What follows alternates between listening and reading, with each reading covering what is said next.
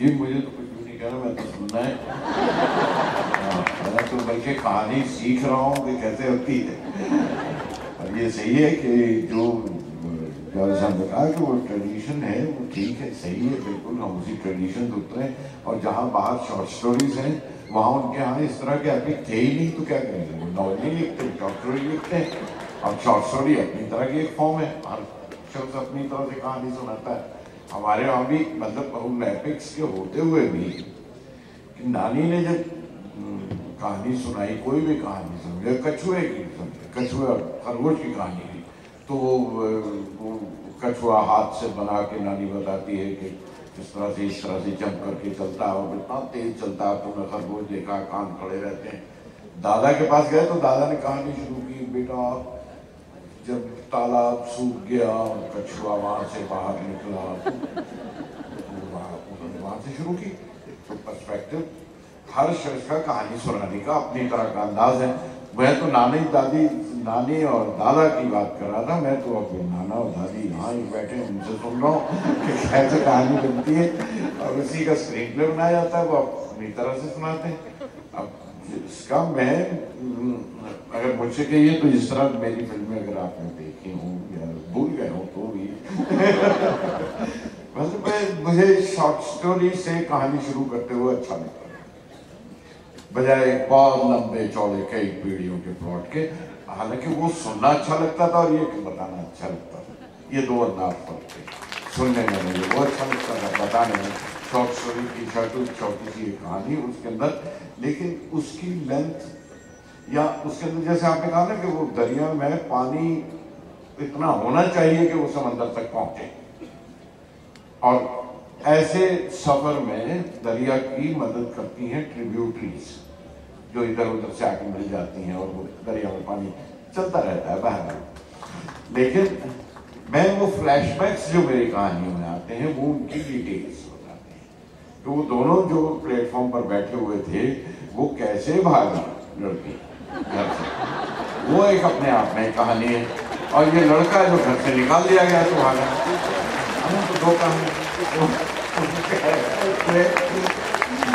उन दोनों कहानियां, उनके पीछे भी तो कहानियां हैं ना। जो तो जब ट्रेंड आएगी, ट्रेंड आने से पहले ये महसूस हो रहा था कि ये साथ अब तो इनकी मोहब्बत हो गई, अब तो ये जा रहे हैं, अब तो एक साथ जाएंगे, अब तो ये साथ जाएंगे।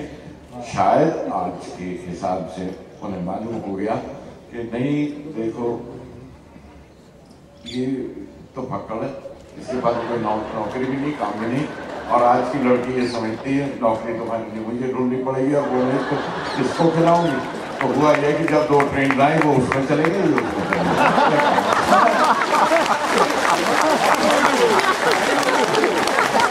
अब आपने देखा कहानियां कैसे बनती हैं, तो आपकी आंखों के सामने हुआ है। आप लोग कश्मीर जवान। एक मुझे एक बात याद आई गुजरात साहब, ये बहुत सही बात गुजरात साहब ने कही कि वक्त के साथ वही कहानी जो दादा ने सुनाई दूसरी तरह है। एक बड़ी मशहूर कहानी अब तुमने सुनी होगी कि वो एक कछुआ और एक खरगोश में रेस हुई और खरगोश भागता भागता गया, उसने कहा मैं तो खरगोश हूँ, मैं तो बहुत तेज भागता हूँ। तो एक पेड़ के नीचे सो गया और कछुआ धीरे धीरे चलते रहा चलता रहा और पहुँच गया। ये कहानी आप तुमने सुनी ना। तो अब एक टीचर थे, उन्होंने कहा भैया मोरालिटी चेंज हो रही है, दुनिया बदल गई है, इस कहानी में थोड़ा कुछ चेंज करना पड़ेगा। ये तो आप प्रीच कर रहे हैं लोगों को स्लो चलने, और जमाना हो चुका है फास्ट। तो अब ये कछुए की चाल जो है वो कभी बरचू रही होगी, अब नहीं है, तो इस कहानी को थोड़ा चेंज किया जाए। तो उन्होंने एक नया वर्जन कहानी का बताया, पुरानी कहानी का, कि वो कछुए और उसमें रेस हुई और वो खरगोश कहीं रद्द हो गया, लेकिन कछुआ चलता रहा और हम कछुए के साथ रहे, हम भूल गए खरगोश को। और कछुआ चलते जब विंडपोस्ट पे पहुंचा तो वहां खरगोश बैठा हुआ। तो कछुए ने कहा कि तुम यहाँ कब पहुंचे? तो उस खरगोश ने कहा कि आप गलत समझ रहे हैं, मैं वो नहीं जिससे आपकी रेस हुई, वो मेरे दादा थे। मरते वक्त उन्होंने कहा था कि जब आप पहुंचे तो मैं बता दूं कि आप हार गए।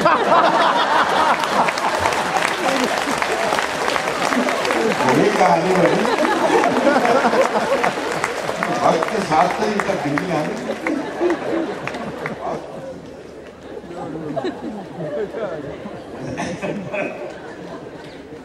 देखिए कहानियां भी जो फोकलोर्स है ये हकीकत है, ये मजाक की बात नहीं। इवन जो हमारे एपिक वो भी वक्त के साथ चेंज हुए और उनके वर्जन बने। हमारे बड़े बड़े एपिक के अगर आप ढूंढेंगे तो हिस्ट्री में बहुत वर्जन मिलेंगे जिनमें उनके एंड चेंज हो गए हैं, रिलेशनशिप चेंज हो गई हैं, सीन चेंज हो गए। अब इसकी डिटेल में जाने का जरूरत नहीं है।